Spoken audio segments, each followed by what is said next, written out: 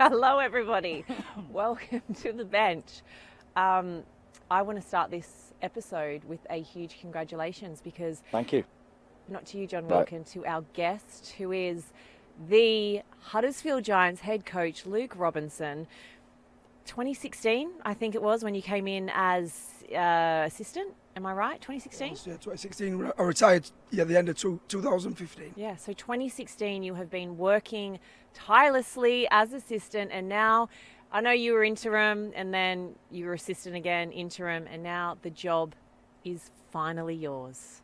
Yeah, thank you very much. Yeah, it's been a long time. I didn't really want to rush my coaching. When I first got into coaching, I always said that I don't think inevitably get sacked, don't you, John, as you'll know. Yeah. Coaches get sacked very often, so I think for me, it's always been a bit of a slow burner and something that I've tried to build up to steadily, but I think now's the right time. I feel ready. Is this sooner than you anticipated, though, on that? You know, if you, in your mind, right, you think... How old are you, Luke? I'm 40. 40, same age. Oh, you play together, of course, Yeah. 40. I look a lot younger than him, though, don't I? You do, probably do, actually. Yeah. So you are now... No, you're not the youngest coach. No, Sam Burgess. Sorry, just But just did it come quick? Did it come quicker than you thought? Potentially. When I first started, I envisaged my sort of journey is at least spending 4 or 5 years in the academy. Right. And learning my trade before going up to assistant. But as any coach will tell you, when you first become an academy coach, you are dual role normally. Yeah. So you're with the first team, and I was sometimes getting in at 6:30 and leaving at 6:30, and it were really good for me. Learning curve, but I wanted to get out of that as quick as I could. Yeah. Because I've got a young family, and I found myself. My youngest boy said to me at one point, he was like, "Oh, have you been on holiday, Dad?" And I'm like, no, it's just I just hadn't been there when you've got up or when you've gone to sleep. It's one of those where I just want just for that reason, perhaps I probably jumped a little bit quicker to become an assistant.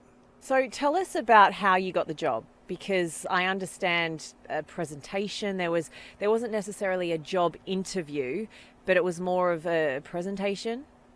Yeah, a little bit.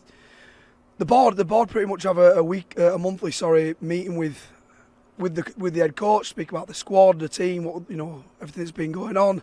So they invited me to do that as every coach would do in the past, and they kept telling me it's not an interview, but obviously it was an opportunity for me to speak to them face to face and give my opinions on what I've seen since 2016 regarding the structure of the club and things that I would change.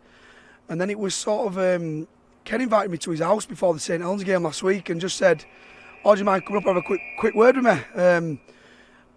Unbeknownst to myself, Do you usually get invited to his house? No, it was first time. Maybe a nice cup of tea, or his missus did maybe a cup of tea, had some biscuits, and it was all very relaxed. We spoke in depth about a lot of stuff. He asked me questions on the squad, on things behind the scenes, and then all of a sudden he just basically put his hand out and said, "I'd like to make you the head coach." So, yeah, I was a little bit taken aback by, a little bit shocked at the timing. Why? I was just having a cup of tea in his house. It was just before the game. Not the timing of the actual appointment, the timing of him telling you. What was the killer line? Do you know when you're having a conversation, you think, did you ever think in that conversation, I'm doing, this is going well? Do you know what I mean? This conversation's going really well. Hopefully, look, Ken's really honest, and I think he really appreciated my honesty. And there were a lot of things that I spoke about that wasn't too good or weren't great. Obviously, there are a lot of positive things, but there are also obviously things that I'd like to change. I think we should change for us moving forward. I think you should appreciate that honesty. But yeah, even when just before he put his hand out, I wasn't expecting it. He literally just went. Obviously, there were probing questions, and I knew it were. He said it wasn't an interview, but so what were the questions? There were lots of different questions. What I thought of the squad, how the backroom staff should look, how the structures within the club should look, from the youth set up to the first team. There were many different sort of questions, lots of different diverse questions. But yeah, he just put his hand out and said, "Right, I'm going to make you the man." And you didn't have to fluff any of the answers. You'd come prepped. Do you know what I mean? I'm honest in my approach. I don't think there were. It's also been part of the club for I 100 years. I know. But I kind of feel like I've got a bit of an inside knowledge to this. Sure. So when everybody else is looking from an outside perspective, I'm on the inside. I've seen what's happened. I've worked under coaches. I've seen what's gone on with his recruitment. I've seen what's gone on with the coaching staff. So I know. Where has it been going wrong, or in a better way of putting it, what's not working? What needs fixing? I think recruitment's a big factor within the club. I think we've got a lot of strong stuff going on within the club. You know, like look at his youth system, for example. With Price is playing in the NRL, Dom Young's playing in the NRL, Cruz Leeman, Wardle were playing last night. We've got these players that are playing not only at our club but throughout the club. We've got a really good youth system. I just don't think, I say recruitment and retention. Yeah, retention's the big one, isn't it? It is, and I just think any good club worth its salt. You look at Warrington at the moment and Wigan obviously forever and St Helens forever. The really successful clubs, the pillars of their team are based on the youth, and that's what makes them sustainable. Coupled with bringing in Jay Field, Bevan French, and players of that ilk, I think obviously. So their overseas players are superstars, basically. They are superstars, and we've still at this moment in time we've still got. I think we've still got 3 quarter spots remaining for next year. You going to fill them? Well, this is where we're probably a little bit behind the 8 ball, if I'm honest. And this is what I've sort of been preaching to everybody that'll listen, that we need to get things put in place early. And I think the earlier we get things put in place. So the suggestion is there that it hasn't been done early enough in the past. Oh, look, we've had some really good signings. Yeah. We've had some really good. We've got good people coming through, but I just feel like if the retention were a little bit better, and we actually foresee certain circumstances and put stuff in place, and we had structure in place, would have kept a fair few of the lads that have. So let's throw some names out there like Danny Levi, Ricky Latelli, Luke Yates, Jake Wardle, Will Price, Eason Masters, Cruz Leeming, Eason Masters. I think my question is this: all of those players seem to have come here and enhanced their own careers, but not stayed. Yeah. Do you know they've come here and done well, Luke, and then left? So the question is, why are they leaving? And this is what we want to. We have there's loads of different reasons for it. Like some of them we can't really do anything about. For example, Danny Levi, his wife were homesick. Yeah. And you know what, you're going to get that. Of course, yeah. When somebody moves halfway around the world, then they're not always going to settle. Not they're going to settle, the families aren't going to settle. Yeah. So you are always going to have things that go wrong, and people want to move on. You can't stop that. I just feel like if we have a bit more of a structure put in place regarding stuff off the field, I think we'll be a lot better place to actually retaining players. And then obviously being able to recruit players that I've said for a long time, it isn't just about the playing quality. You want the right people within your group. Yeah, for sure. Yeah. You know about what it's like. Yeah. When you're creating a good culture, recruitment's probably one of the biggest things. You need to recruit the right person. Yeah. And that's another thing that I think with the route we can go down. Yes. So is there a sense that 2025 it might be beyond you? You're now looking towards 2026. So 2025 is a building year. Oh, I don't think it's beyond us. We still have goals and aspirations, and I always say, like, when you play a professional sport, if you don't want to win every game, if you don't want to get to grind, you're playing the wrong sport. Yeah. You shouldn't be a professional athlete. Is there any bit of people out there like that though? That's what I mean. I didn't come across that in my career. I like to win, I play snakes and ladders with my kids. I don't let them win. Yeah. He's 9-year-old, and he's. Yeah. And I don't let him win anything. Not even once. I don't let him win. The tantrums when they lose. How good are you at snakes and ladders? He's not been I know all the time. His son's 9. His confidence is rattled. He's never won. What he has got me at his chest. He's actually better at chess than me now, which has rattled me a little bit. So you win at snakes and ladders. Your son's nailing you at chess like a grandmaster. My 6-year-old's all about Uno. Uno. But no, I want to win. I want to win next year. We want to win as many games as we can. So is that the goal then? Win as many games as you can, or is it making the playoffs, or is it winning silverware? Look, I think for us, for where we are this season, all the trials and tribulations that we've gone through, I think making the playoffs would be a step in the right direction. I really like what OKR have done. I think they've really built that. If you just look what they've done, not only on the field but off the field, they've seemed to have slowly built. They got in a lot of players. He recruited a lot of honest, hard-working players. Yeah. And then what's happened is he sort of built the culture of honesty, hard work. And then slowly and surely what they've done is they've just added that little bit of quality. It's not something that's happened overnight. It's something they've built, and I feel like something we need to do here. So just on that. So you mentioned off camera before that you are a big fan of the Bench podcast. Not a big fan. A big fan, and you listened. You were listening to the Paul Lakin one, who is of course Hull KR CEO, and you believe what he said, you believe the changes he's made, and could you almost say that you're going to try and implement what Hull KR have done into Huddersfield? You could almost use Hull KR as a bit of a model. I think we should do. Look what they've done.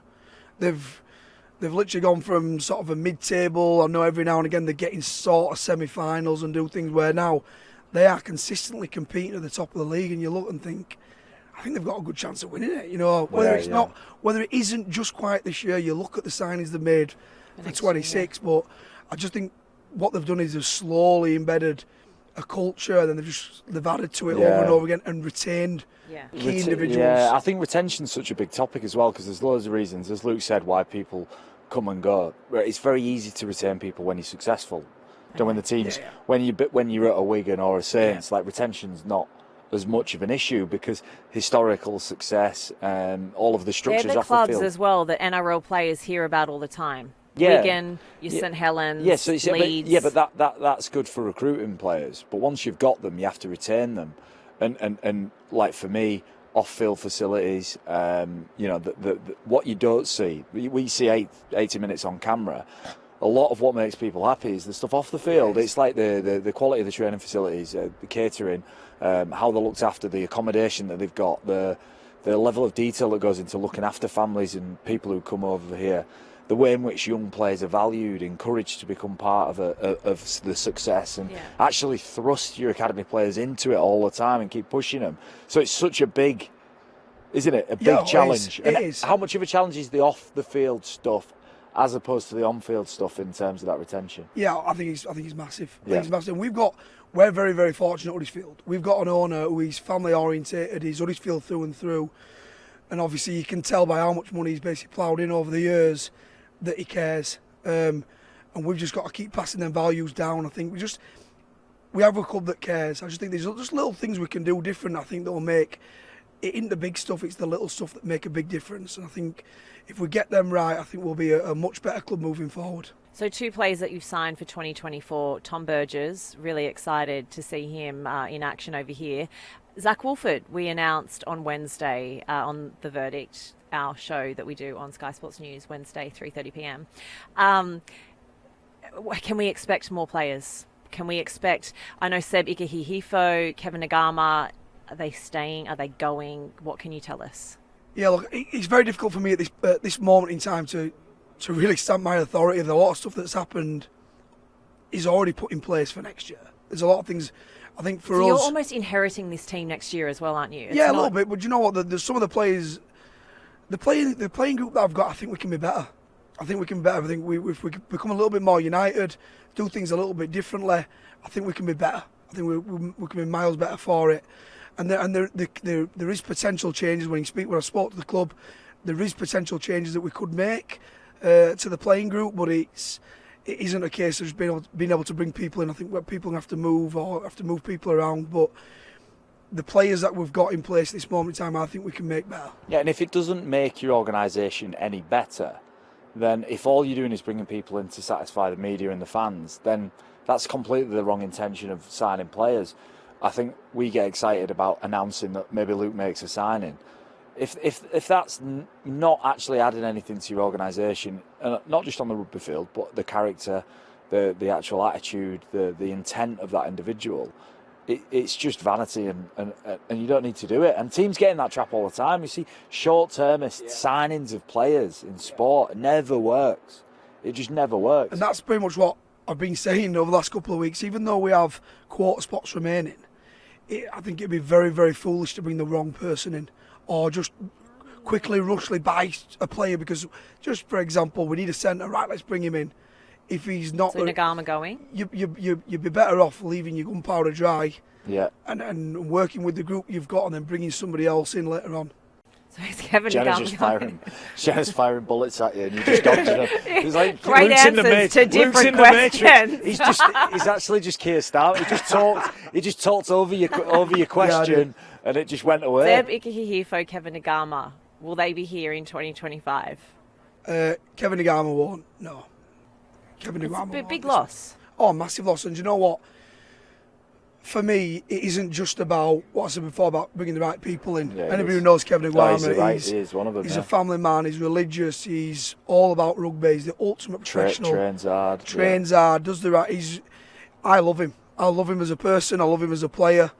The club obviously we decided that eventually you've got to move in a different direction. That's what we decided to do.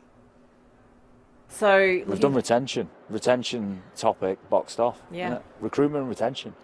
We do always talk about how important those two things are, and if you don't get those right, so then how do you get it right? So you say bringing in. So say you've got 3 quota spots, right? You could fill for 2025. So how do you know who the right player is? Yeah, I think you do your due diligence. I think there's a lot. What does that look like? I think it's a collaboration rather than just me. And I said this to the club before. I think sometimes what we've done is we brought Australian coaches over who they don't want to be here long term. Yeah. They want their end goal is to do 2 years, make a name for themselves, and go back to the NRL. But what sometimes happens with that is there is no sort of plan of 3 years, 4 years, 5 years, and my big thing's been there should be a collaboration with the club. It should not just fall on the head coach's shoulders. You know, a lot of clubs have gone down the director of rugby route for that reason. Yeah. You know, they've copied the sort of rugby union model. But I think the head of youth should have a say in it, because there's no point me looking for a 9 if I have a James Roby that's 2 years, in 2 years' time I have a James Roby coming through. I don't want to block his path either. So I think you need to look at the playing group, who you've got, a succession plan of who you've got coming through. You get the physios involved, look at their injury history. Are they going to be worth the money, or are they going to be sat on the sidelines? And then you also, within the group, I know a lot of people over in the NRL, where Andy Kelly knows every man his dog. You pretty much ring your friend up and say, what person is he? What's he like? You know, what's he like off the field? Will he be a leader within the group, or will he be a bad influence? And I think if you have a collaborative approach from the club, short term, medium term, long term plan, I think it'll only bodes well for everybody. There's loads of old school examples. If you know how to test someone's character, or teams testing someone's character, and I don't know the name of the coach, but it's like NFL pre-season. First day of pre-season, they give you a big playbook, don't they? Yeah. And the coach should stick $100 bill on the last page of the playbook, and he'd say, "I just want you all to read it before you get in." And then he'd ask everybody to bring the $100 bill. Did you get your $100 bill? And find out who's not read it.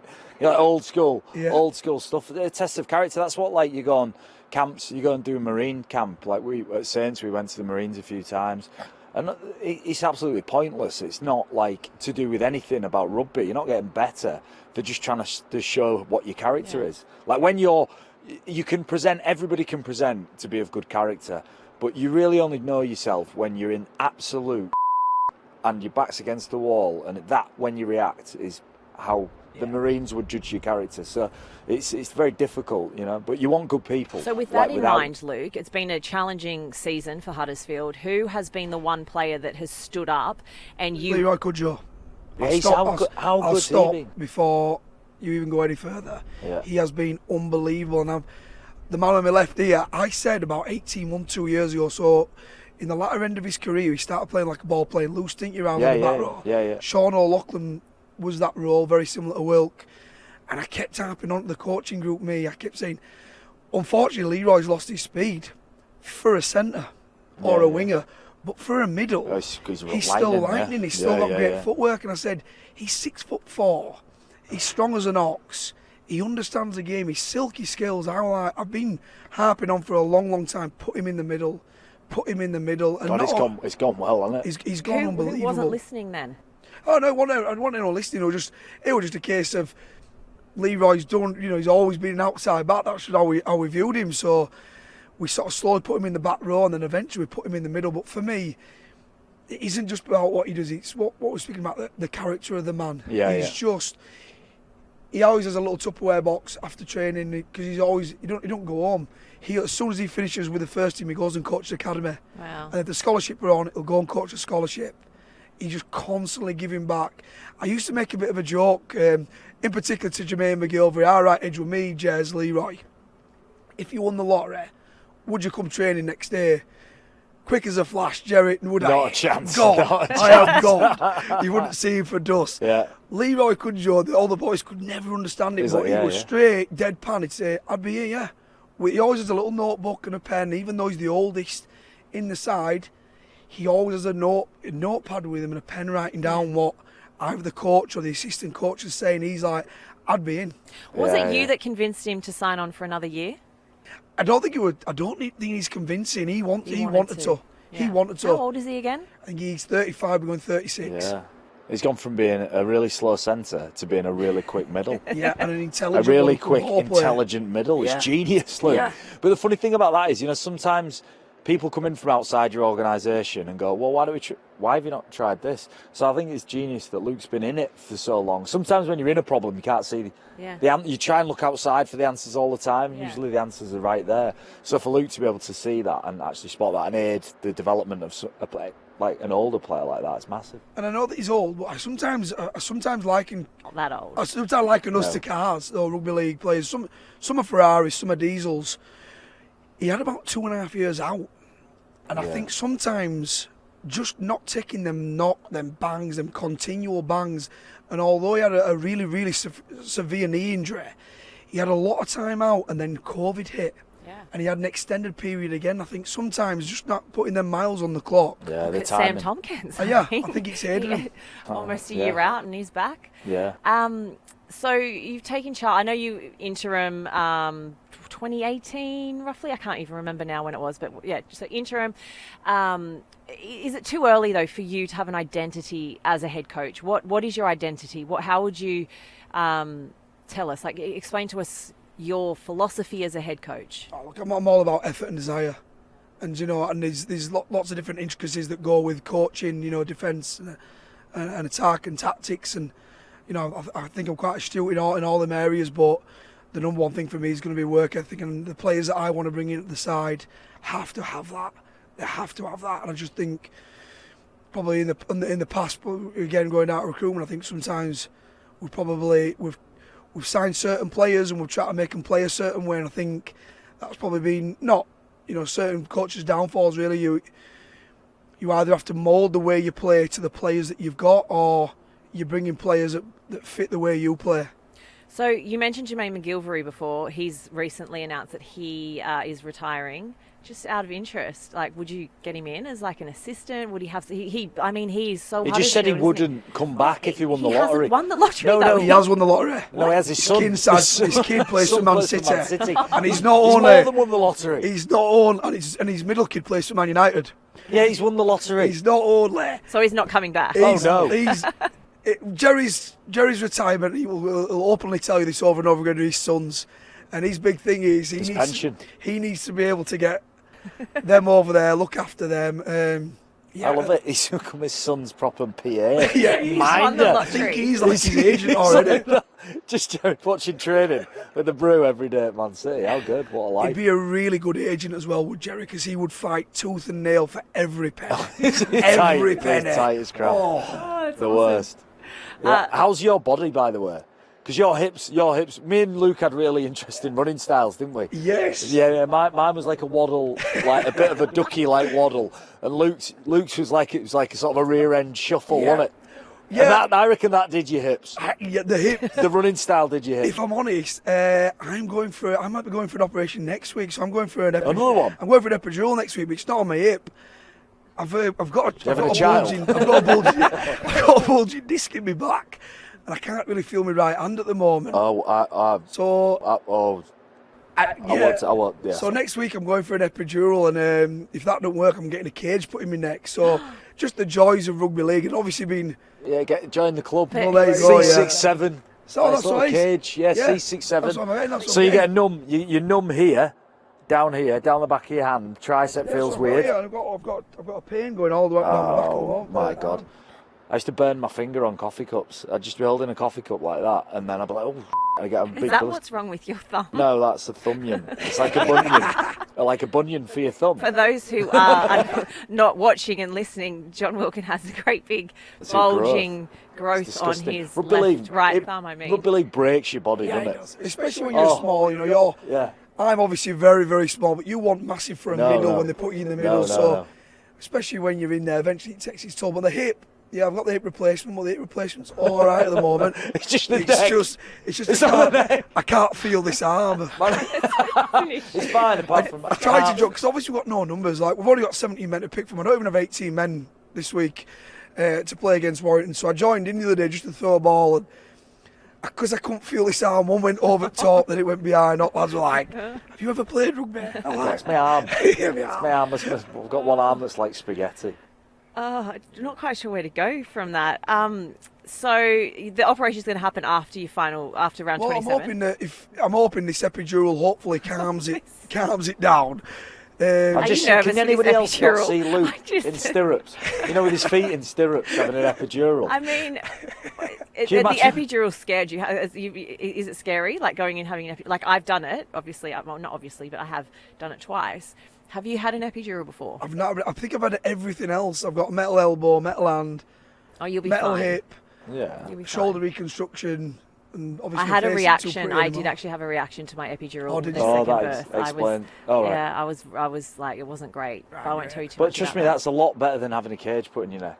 Because what you don't want to do is wake up in a hospital with a 1-inch tube hanging out your neck. Yeah. So you are you can't not going breathe. to know during the operation? Is it like either if it works, are you going to wake up and then you're going to have the option? Oh, we've got to go back in and do a cage, or are you going to wake up and like, sorry, it didn't work. You've got a cage in your neck. Yeah, I think basically the plan is they're going to do the epidural hopefully next week, so it gives me a bit of time to recover before we go back into pre-season. 'Cause obviously, a lot of planning and stuff needs doing. If that works and subsequently it sort of dampens the sort of bulge, I should be okay. Hopefully, hopefully I should be okay. But if I'm still in pain, then obviously they're saying they're going to have to do this whatever Wilkin. Yeah, it's cage. Well, I hope. Still ride a motorbike? I like going skiing. I like riding a motorbike. Yeah, which used to get me in a little bit of bother from the hierarchy. Oh, did it? A little bit. When I Surely got knocked not. out once. Obviously, everything's changed now, hasn't it? Yeah, Back in the yeah. day, you just got knocked out and nobody thought anything of it. And Yeah, yeah. Alex Walmsley knocked me out, and the next day I just jumped on my motorbike outside and drove off. Somebody like sort of waving me down, saying, no. And then I think I had an operation and found out I was going skiing. So they got on my elbow. He's like an adrenaline seeker. So, just yeah. into all the dangerous But I can spots. do whatever I want now. Yeah, you're the head man. I'm in charge, yeah. You're the boss. Just drive your Boss motorbike man. around the pitch. Easy. Well, on this podcast, we have a segment on the bench, off the bench. On the bench is something you want to see less of in the game. Off it is something that you want to inject into the game. I've given you a heads up. You've had a little bit of time. Let's have John Wilkins full of amazing and wonderful and very bad ideas. No, so but why don't you go ahead? mine is actually, On or off? mine is off the bench. Off, okay. So I want to see More more of. What I want to see is an adaptation, and maybe this might link into one of yours as well, is an adaptation of the Golden Point system that we've got. Okay. So the Golden Point system at the minute, it's a draw at full time and then goes to extra time, and at the end of that, if it's still a draw, you get the 1 point each. I think for an away team, they should be favoured in that situation. I think the away team should get a point, home team shouldn't. In the event of it ending being up as a draw. So it's not. So At the you end don't of split Golden points. Point, if it's a draw, Why? Because home advantage, I think it should really push the teams who are playing at home to really push to win the game, rather than just to be, to mindful just to see a game out. I just want to see I sometimes think, and even if Golden Point in itself is a discussion, isn't it? I don't know if it really works. I think it's a bit naff. I personally don't like Golden Point. I understand in cup games there's got to be a decider, but for me, I think sometimes you deserve a point. If you go away at St Helens and Wigan, have a really good performance, and you are level on points at the end, and it could make a massive difference at the end of the season. Just look at this season. You pick up a couple of draws, then all of a sudden the league table changes. So for me, I'd So keep you want to the get draw. rid of Golden Point? I'd get rid of Golden Point unless it's a cup game, for example, or a big game. That you need a result. Well, this does link nicely into my. It's actually not mine. This is He's reading from it out a from fan. somebody else. A fan of the podcast. It is Oliver Wilson. Wilson0309. Thank you so much for reaching out and contacting us with on and off the bench. Is this Oliver Wilson who plays for the Giants? Yeah. Or a different one? No, I'm going to say it's a different one. Right. it could be He doesn't on have the a- bench, Luke Robinson. That would be good, wouldn't it? Damn it. He We doesn't should've have a done blue that. tick, so I don't think it is. All right, it's a blue tick, But the ultimate. what Oliver Wilson, Wilson 0309 would like on the bench, golden point or the scoring behind it. I think teams should get a losing point if they don't win the game in golden point, which you basically stole. So I'm actually crediting Oliver Wilson. Right, so you So call that's me on out. the bench. Well, I'm just saying, like, Calling that was mine good. out for not being original work. Well, no, you kind of added to it, which was good. So off Yeah. the bench, Oliver Wilson once again, and I like this. And this brings us back to something that I've previously brought up on the podcast. But off the bench, teams should get IMG points for their food options in the stands. Love Amen. That is brilliant. We've had salad it. sandwich chats on this podcast before. Why can't you get a salad sandwich, Luke? Well, nobody wants a salad sandwich. Luke, as the head coach here, I want a salad sandwich. Courtney Winfield Hill wants a salad sandwich. No, it's just not true. It's There's not a lot true. of nice I don't- pies. I keep catching as manager Andy Kelly with a pie normally, so there's some nice pies. Has he had a lot of pies? Andy Andy Kelly? Kelly is in brilliant shape. Just going back to the original thing about the golden point. If you are going to keep it in, I'd make it golden try. Okay, right. So if you are going to keep it in, How bad is it watching teams fluff a drop this goal? is what I'm saying. I just feel like I'm watching. I don't want to say the game that I'm watching, but I feel like I'm watching a totally different game where everyone's just fluffing drop goals and going from wherever. So if they do decide to keep it in, I'd make it golden try. So at least you start throwing the ball around, see, at least see some entertaining rugby rather than one missed drop goal, one missed drop goal. Let's score tries, Eventually, let's see, someone's yeah. fluked one. Well, there's something about in Or football. if they win it with a try, they can get extra points. How about that? Yeah, but we're getting all very complicated now. You know, like I watch the football and think there's something about penalty shootout which is really simple. Because at the end of a game, right, let's say it goes to penalties, it's like not really related to the game, slightly different, but it sorts the game out quickly. So maybe we could. You do that, yeah. Just do conversions from the That sideline. could be cool. Or one-on-one try. One-on-one. J Field v. One-on-one. One-on-one would be amazing. Wouldn't that be great? Oh, good. Like in ice hockey. Just Yeah, one-on-one. One-on-one. But you have to reduce the try line. So maybe it has to be like, I don't know, but that just came to me then. I like that. But just quickly back onto the salad sandwiches. Not just a salad sandwich, but just What do healthy you mean? food. What is in a salad sandwich? We've had this discussion. but Avocado, salad- tomato, lettuce, capsicum, any kind of salad. Do you know what salad is? Whatever kind of salad you can put on a sandwich. I just don't think. Do you know what? Delicious, I healthy, just think if you put salad nutritious. sandwiches in a rugby league stadium, they just get thrown at you. Oh, Wouldn't they? Nobody wants Nobody a salad. eat them. I Nobody would. eat. Connie Yeah, but Winfield Hill would. I'm sure that there are many people that would. Yeah. Andy Kelly 100% would. Andy Kelly would. Yes, yeah, he just looked everyone and he nodded. So there He you did. go. Thumbs Right. up for the salad sandwiches. Okay. On the bench for me, very quickly. Yep. On the bench for me is conversions. So not just conversions, but the stark contrast between our ability to kick conversions to the other sport, rugby union, and that we maintain doing it, but don't really take it very seriously. And people who don't know about rugby league would watch us attempts at goal and watch us even drop goals, exactly the same thing. Watch us hash it over and over again to a state where we've got one of the teams at the top of the league, Mikey Lewis, who's missing at about 50%, Harry Smith, 50% conversion. And it's just optically really bad. So I think if we're not going to really take it seriously, get rid of it. Just make it about scoring tries. But then in the same token, you're talking about Ulkiar, they're probably going to have the best kicker Yeah. in the league there next year. So Yeah, they'll be Reece saying, Martin. keep it. Yeah. Oh, no, definitely. They We will. were like when we used to play against Reece Leeds Martin for those wondering. with Yeah. Kevin Sinfield. It was like as soon as no matter Yeah, where they yeah, scored, it's- you used to think that's 6 points. But it's weird that That's we a don't full take six. it seriously, though. I've had this discussion with our kickers this year 'cause I Yeah. don't think we practice enough. No. We do. I know we don't practice Yeah. enough, and especially when. What, is that a time thing? Is it why? Why don't you It's a really strange thing. Isn't Yeah, it? no, I It's think like we when don't you grow even- up, we just people don't- just don't practice? appreciate it or don't put enough emphasis It's on half it. a try, right? So you score a try, this magnificent try, and just for kicking it over the post, you get half that again. It's mental. And we go, right, if you were a mathematician, you go, well, that's really important that we do that well. You almost need But to as score a try No, but in we're order to almost, have- because we're rugby league, we're almost proud that we it. It's almost like a badge of honour. With this rugby union, they take all that stuff seriously. We score tries, okay? That's what we like. We're sort of, it's Yeah. like we don't, and I hate watching us do it. And especially if I'm commentating on a game and somebody keeps missing, and I'm like, oh man, there's somebody in, I don't know, Fulham or somewhere in London who's going to bloody hell. There's bloody heathens up north. They cannot. This is fascinating. I'm Do really not sorry take to this end this. seriously. You do have a game that you got to coach us very quickly. Yeah. Do you have an on the bench something you want to see less of in the game? What I want to see less of. No, I want to see level. I probably want to see more Coach of. is sacked. That would be a start. Thank you very much.